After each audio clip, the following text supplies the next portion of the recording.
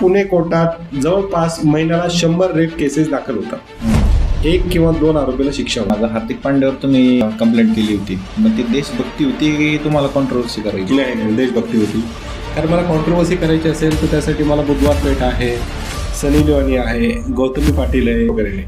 आम्ही आरोपीला विचारतो काय आहे, मग त्यानंतर आम्ही ते मेहरबान कोर्टासमोर सांगतो आणि मग ते आम्ही मीडियासमोर सांगतो. आरोपीने जर केलेलं जरी असेल तरी तो थोडीच म्हणणार आहे का मी केलंय म्हणून, तो त्याच्या बचावामध्येच करणार ना.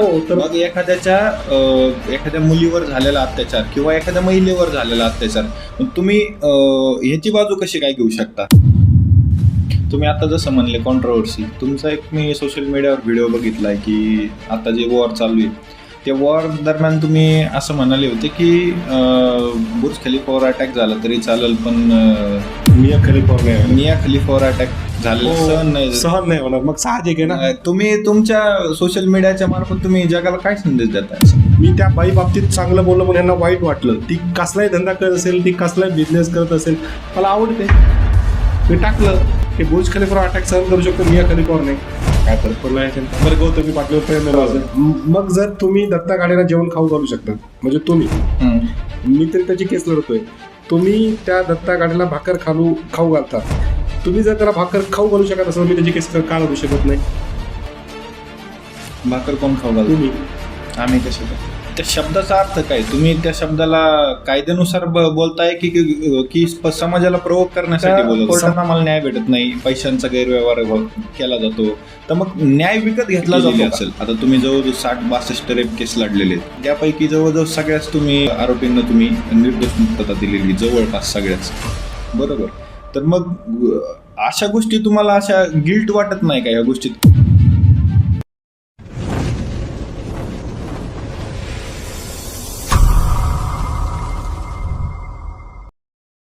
नमस्कार मंडळी, स्वागत आहे तुमचं कॉफी सनी या चॅनलमध्ये. तुम्हाला आम्हाला जसं माहिती आहे, आज आपल्यासोबत आहेत ॲडव्होकेट वाजिद खान सर. तर पूर्ण तुम्ही इंस्टाग्राम आणि सोशल मीडियावर त्यांना तुम्ही बघितलं असाल आजपर्यंत.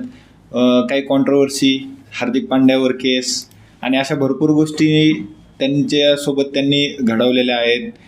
भरपूर गोष्टी त्यांच्यासोबत घडलेल्या आहेत आणि भरपूर गोष्टींचं त्यांना नॉलेज आहे. तर आपण त्यांच्यासोबत आज सखोल चर्चा करणार आहोत.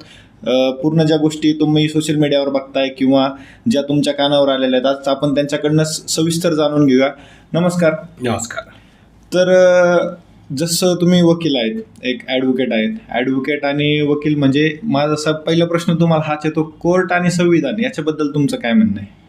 काय म्हणणं आहे म्हणजे साहजिक आहे, दोघांविषयी माझं प्रेम आहे. संविधानावर पहिलं प्रेम आहे आणि त्यानंतर कोर्टावर प्रेम आहे. एक वकिलाला ह्या 2 गोष्टीशिवाय तो वकीलच नाहीये. बरोबर. तर मग आता एक सामान्य माणसाचा आणि एक जो गोरगरीब माणूस असतो किंवा मग ज्याच्यावर काही अन्याय झालेला आहे, तर असा माणूस पहिली धाव म्हणजे पोलीस स्टेशन आणि दुसरी धाव म्हणजे त्याची कोर्टात असते. म्हणजे एखादा पोलीस आणि वकील त्याच्यासाठी मायबापच त्याच्या अडचणीच्या काळात. तर प्रश्न असा पडतो का बरेच जण असं म्हणतात का कोर्टात आम्हाला न्याय भेटत नाही, पैशांचा गैरव्यवहार केला जातो, तर मग न्याय विकत घेतला जातो का? पहिली गोष्ट, तुम्ही जो प्रश्न विचारला खूप लांबचा आहे. ज्याचं डोकं जागेवर असतं, भले तो गरीब असो काय असो, त्याला 100% न्याय मिळतं. न्याय मागायचा म्हणजे भीक मागण्यासारखं नाहीये. आता तुम्ही म्हणले गरीब माणूस, तर गरीब असणं हा पाठ वेगळा आणि माजरुडा असणं वेगळं. म्हणजे गरीबाने माजरुडा नसावं आणि माजरुडा जो आहे त्याने गरीब नसावं, असं माझं म्हणणं आहे. आता तुम्हाला एक उदाहरण देतो. वकिलांकडे बरेच लोक येतात, साहेब आम्ही गरीब आहेत, आमची केस लढा साहेब, आमच्याकडे एवढंच आहे, आम्ही असंच देऊ. थोडेसे पैसे देतात किंवा नॉर्मल काम चालू करतात. मग काय होतं, त्यांचा रुबाब वाढतो. बरोबर. काय झालं आमच्या केसचं, आणि केव्हा नाही झालं, आणि 4 लोकात बोलणार, इज्जत काढणार. परत त्यांचा कोणतरी फोन करणार, अहो मी त्याचा काका बोलतोय, मी मामा बोलतोय. तो वकिलाला नॉलेज देत बसणार. तर अशाला गरीब नाही म्हणायचं, अशाला म्हणायचं माजरुडा. किंवा काही गरीब खरंच गरीब असतात. सर तुम्ही म्हणाल तसं, सर आमच्याकडे पैसे नाही आहेत, पण सर तुम्ही जेव्हा सांगाल जसं म्हणाल आम्ही, ते रिस्पेक्ट करतात. तर अशा गरीबाला 100% न्याय मिळतो.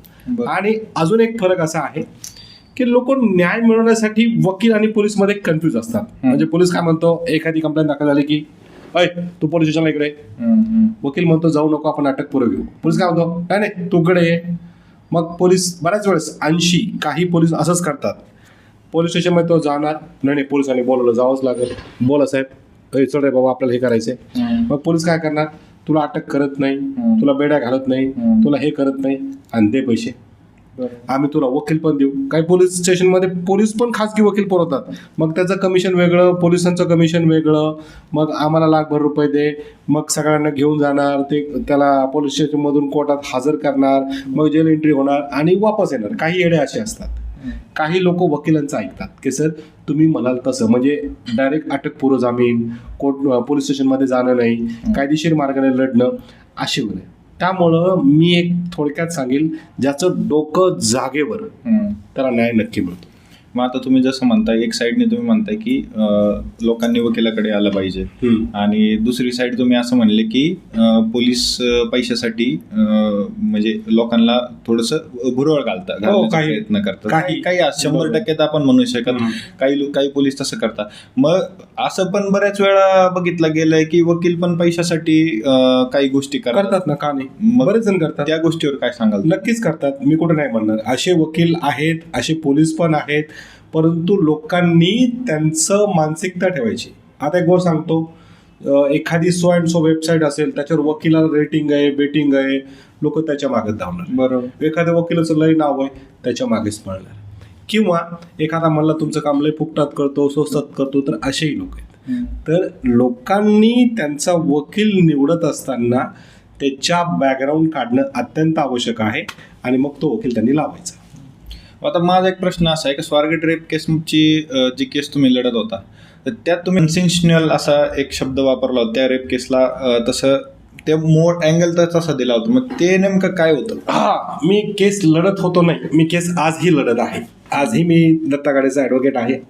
नुकतं 2 दिवसापूर्वी दत्ता गाडेला कोर्टात आणलं होतं, हजर केलं होतं. दत्ता गाडेची डिस्चार्ज ॲप्लिकेशन, म्हणजे त्याला सोडून द्या असं आम्ही कोर्टात अर्ज केला की त्याच्यावरती आरोप सिद्ध होत नाहीत, त्याला सोडून द्या असा जो अर्ज केलेला आहे त्याला डिस्चार्ज अर्ज म्हणतात.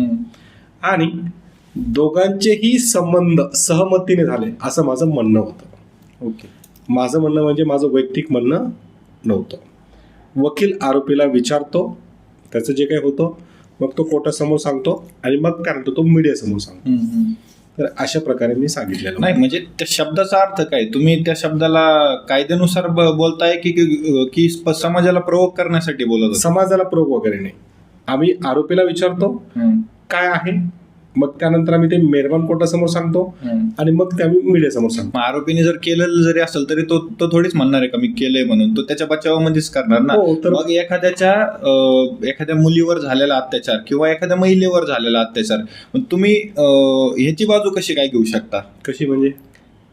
महिलेवरचा तिला तर न्याय मिळाला पाहिजे ना. बरोबर आहे. मग जर तुम्ही दत्ता गाडेला जेवण खाऊ घालू शकता, म्हणजे तुम्ही, मी तरी त्याची केस लढतोय, तुम्ही त्या दत्ता गाडेला भाकर खाऊ घालतात, तुम्ही जर त्याला भाकर खाऊ घालू शकत असाल, मी त्याची केस का लढू शकत नाही? भाकर कोण खाऊ घालतो? तुम्ही. आम्ही कसे काय? तुम्ही तुमच्या टॅक्स मधला 1% हिस्सा त्याच्या ह्याच्यामध्ये जातो. येरवडा जेलमध्ये जे आरोपी असतात ते तुमच्या टॅक्समुळं पोचले जातात, त्यांची भाकर, अन्न पाणी हे चालतंय.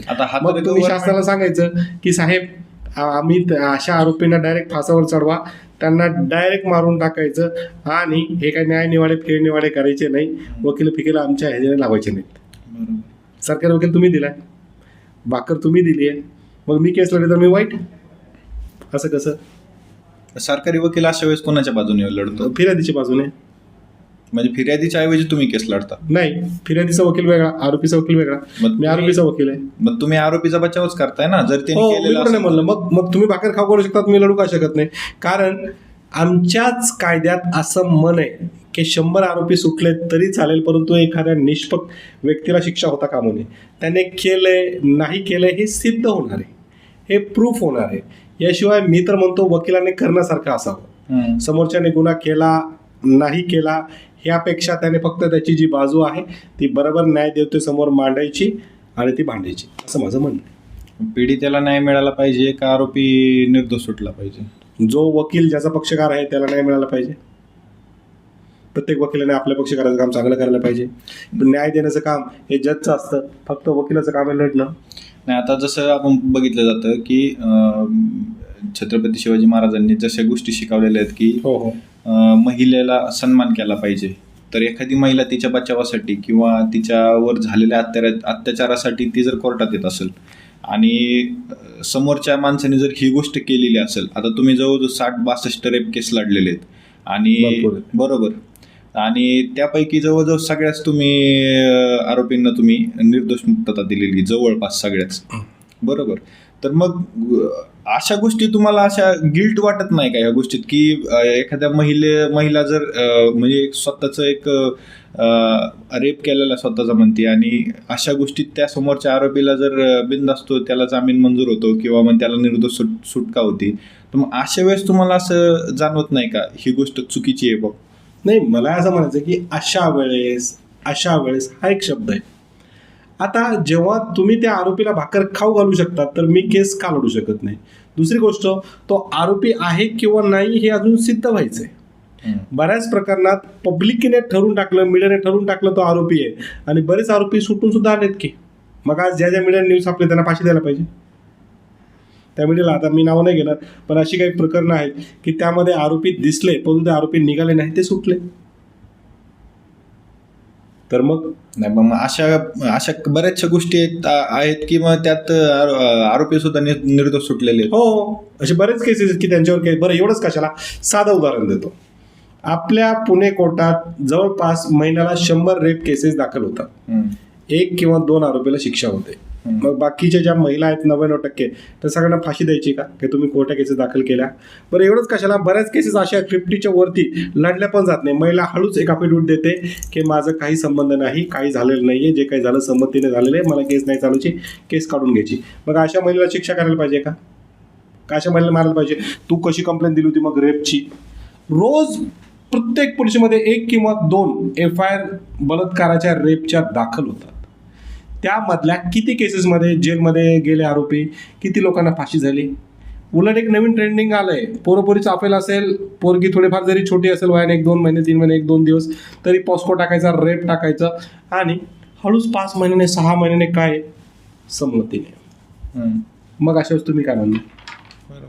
बरं, तुमचेच पेपरवाले बातम्या छापतात प्रेसला, अरे बाबा असं गुन्हा दाखल झाला, पॉस्को दाखल झाली, विनयभंग दाखल झाला. मग तर साहेब, प्रत्येक आरोपीला त्याची बाजू मांडण्याचा अधिकार कायद्याने दिलेला आहे.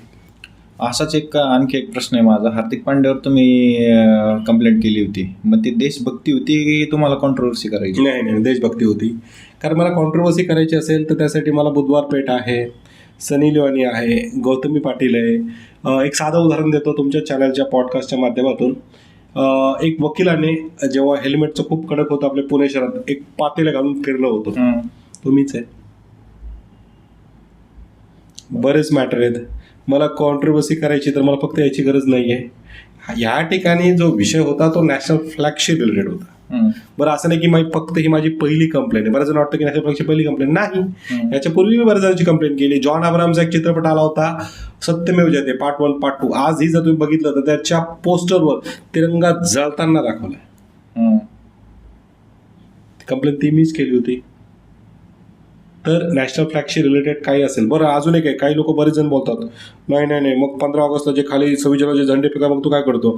फेसबुकला जा माझ्या, गुगलला जा माझ्या, बघा माझं नाव टाकून की आम्ही अक्षरशः दरवर्षी ती मोहीम राबवतो, खालचे झेंडे जे आहे ते उचलतो. तर मग देशभक्ती कोर्टात प्रूव्ह करायची जागा आहे का? हो, साहजिक आहे. का बरं? साहजिक आहे. जिथं तुम्हाला वाटेल तुम्ही तिथं देशभक्ती प्रूव्ह करू शकतात. तुम्हाला ते वाईट वाटलं, खटकलं, तुमच्या देशाचं हे असेल तर बोलू शकतात. आणि प्रत्येकाने जर असं फक्त तो राष्ट्रीय खेळाडू आहे, मोठा खेळाडू आहे, चांगला खेळाडू आहे म्हणून त्याला माफ नाही ना. आज BCCIने तुम्ही जर ऐकलं असेल, BCCIने क्रिकेटरला झापलंय की अशा प्रकारे नॅशनल फ्लॅगचं हे करायचं नाही. हा माझा सगळ्यात मोठा विजय. कोर्ट तर बाजूला राहिलं, पण आत्ताच मी तिकीट जिंकलेलो आहे की BCCIने क्रिकेटरांना नवीन नियमावली जाहीर केलेली आहे.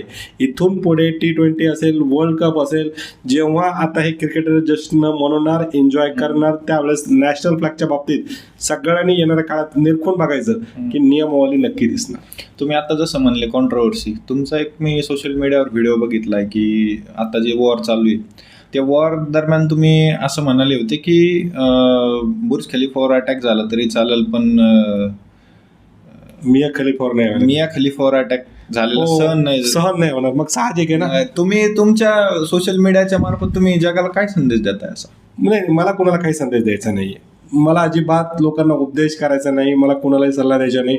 आजची पिढी खूप हुशार आहे. बरं, काही मूर्खांचं असं म्हणणं आहे की यामुळे महिलांचा अपमान झाला. मी कुठे, उलट तिचा आदर, ती कशी जरी असली तिचा आदर करायला मी शिकवलंय. मी काय म्हणलं, बुर्ज खलिफाला हार्टली आवडली, काय मग साहजिक आहे ना. एखादी असू, ती काही करत असेल व्यवसाय, उलट बघा किती नीच लोक आहेत. मी त्या बाई बाबतीत चांगलं बोललो म्हणून यांना वाईट वाटलं. ती कसलाही धंदा करत असेल, ती कसलाही बिझनेस करत असेल, मला आवडते. मी टाकलं की बुर्ज खलिफावर अटॅक सहन करू शकतो, मिया खलिफावर नाही. काय फरक पडला याच्याने? काय फरक पडला? बरं, गौतमी पाटलीवर प्रेम आहे माझं, काय वाईट आहे? वाईट काय? एखाद्या महिलेविषयी आपलं प्रेम आहे ते बोलून दाखवण्यात वाईट काय? मी तिथं कुठं काही घाण बोललो नाही, पण मग त्यांचा जो व्यवसाय आहे आज समाज मान्य नाहीये. हा, तर मग अशा गोष्टीवर मी तर शासनाला स्वतः सांगतो, बुधवारपेठचा जो व्यवसाय आहे तो कायदेशीर करावा. कारण स्पामध्ये बरेच पोलीसवाले हप्ते घेऊन तिथं इलिगली धंदे चालू देतात. तुम्हाला माहिती आहे, गरीब असेल तर तो बुधवार पेठेत जातो आपली वासना भागवायला, पैशाला असेल तो स्पामध्ये जातो. आजच्या काळात असं झालं की स्पा वर्सेस बुधवार पेठ असे 2 गट तयार झालेले आहेत. माझं असं म्हणणं आहे, जे एका लहान चिमुकली 3 वर्षाच्या बाळावर रेप केस झाला होता मध्यंतरी, तुम्ही वाचलं ऐकलं असेल. आता नाशिकचा आशिक खरात बाबा आमचे, बरोबर, यांनी महिलांवर अत्याचार केले. तर मला सांगा, जर कायदेशीर ह्या गोष्टीला मान्यता दिली, वेश्या व्यवसायाला कायदेशीर मान्यता दिली, तर रेपचे प्रमाण कमी होईल. आज सुद्धा बुधवार पेठ असताना सुद्धा पुण्यात बलात्कार होतात का? विचार करा. बरोबर. मग ह्याला आळा कसा घातला? तेच म्हणलंय, कायदेशीर मान्यता द्यायला पाहिजे. कारण तुम्ही बघून घ्या, ज्या ज्या राष्ट्रात, ज्या ज्या देशात या व्यवसायाला कायदेशीर मान्यता आहे तिथं रेपचं प्रमाण कमी आहे. मी नाही बोलत, गुगल बघून घ्या. ज्या ज्या कंट्रीजमध्ये वेश्या व्यवसाय कायदेशीर मान्यता आहे तिथे रेपचं प्रमाण किती आहे बघून घ्या. आता ह्या सगळ्या तुम्ही ज्या गोष्टी सांगितल्या त्याच्यावरून एक गोष्ट अशी क्लिक होण्यासारखी, ज्या ठिकाणी ट्रेंड चालू आहे त्या ठिकाणी वाजिद खान सरचा व्हिडिओ येणार किंवा काहीतरी रिॲक्शन येणार, ही गोष्ट करतो. हो, कधी कधी मी अजून एक बोलतो, मी जाणून बुजून कधी कधी पांचट व्हिडिओ टाकतो, जाणून बुजून टाकतो. कारण काय आहे की ते जे पांचट मुलं असतील किंवा ते खराब असतील, ते बिचारे सुद्धा मला फॉलो करतात आणि नंतर ते कायदेशीर गोष्टी शिकत जातात. म्हणजे जेलमध्ये काय प्रॉब्लेम आहे, कायदेशीर कसं वागावं, काय वागावं. आता आमचे बरेच वकील बांधव उठतात, सूटबूट घालतात, कायदा हा म्हणतो, कायदा तो म्हणतो, असे व्हिडिओ टाकतात. त्या बिचाऱ्या लोकांना किती लोक फॉलो करतात, त्या लोकांना किती जण बघतात. उलट माझ्यापेक्षा ते चांगली माहिती देतात. मी तुमच्या चॅनलच्या माध्यमातून सांगेल. परंतु मी असं काही एखादं दिलं की मग ते पोरं बिचारे आनंद, त्यांना वाटतं की सर, मग मी काय करतो की कायदा थोडं विनोदी पद्धतीने शिकवतो. मग आता माझा एक प्रश्न आहे तुम्हाला की कोर्टात जे वकील असतात ते ट्रस्टला ट्विस्ट करतात का? ट्रस्ट जी सत्य घटना आहे त्याला ट्विस्ट करतात का? हो, करतात ना. मग या ठिकाणी जर म्हणजे पैसा जिंकतो की ज्याची बुद्धी जागेवर त्याला न्याय मिळणार. मी सुरुवातीलाच बोललो पॉडकास्टमध्ये की तुम्ही तिथं आले, एक तर तुम्ही स्वतः ती केस लढा, नाहीतर वकील किंवा जो काही पोलीस आहे तुमचा, तुम्ही दोघांमधून कोणावर विश्वास ठेवायचा ते कन्फर्म करा. तुम्ही एखाद्या वकिलाला, आज बरेच जण ChatGPT आणि गुगलमुळे जास्त हुशार झाले, यूट्यूब बघून त्यांना वाटतं की आपण ते नॉलेज आपल्या वकिलाला सांगू आणि हुशार करू. तर अशा लोकांना शेवटी अपयशाला सामोरे जावं लागतं. आपल्या वकिलावर पूर्ण व्यवसाय ठेवा, विश्वास ठेवा. त्याला जे काही असेल त्याच्याशी अगोदर व्यावहारिक पण बोलून घ्या. बरोबर. त्याला ChatGPT, गुगलचं नॉलेज देत बसू नका. आता एक साधं उदाहरण घ्या. आमच्या पुण्यातले 2 ॲडव्होकेट्स खूप एकदम खतरनाक, हे खटखट फुटकुट बटणंवाले एकदम सोशल मीडिया, यो पण ChatGPTने केस लढला, यो पण ChatGPTने केस लढला. तुमच्यामध्ये कोण जिंकायला पाहिजे? एक तरी जिंकायला पाहिजे ना. ती केसच गेली. तर काय असतो की हे ChatGPT, गुगल, यूट्यूब सगळेच वापरतायत, तर मग केस जिंकणार कोण? त्यामुळं हे ChatGPT वगैरे याच्या नादीच नका लागू. आता एक प्रश्न असा आहे की आता जनरली खराडीत जो महापुरुषांचा अपमान वगैरे झाला त्याबद्दल काय तुम्ही बोला? हां, सध्या ती केस माझ्याकडे आलेली आहे. नुकतंच एक वाचनालय आहे खराडीला, फिनिक्स मॉलच्या पाठीमागे. बरोबर. तिथं महापुरुषांचे फोटो वगैरे वगैरे आहेत. आणि तिथे एका मूर्ख आणि नालायक माणसानं जाऊन शी केली अक्षरशः पहाटे. फुटेज वगैरे ते आले होते. फक्त काय होईल की वातावरण सध्या जे खराब आहे, परत वातावरण पेटेल म्हणून त्या CCTV फुटेज वगैरे आम्ही पुढे नाही येऊ दिल्या.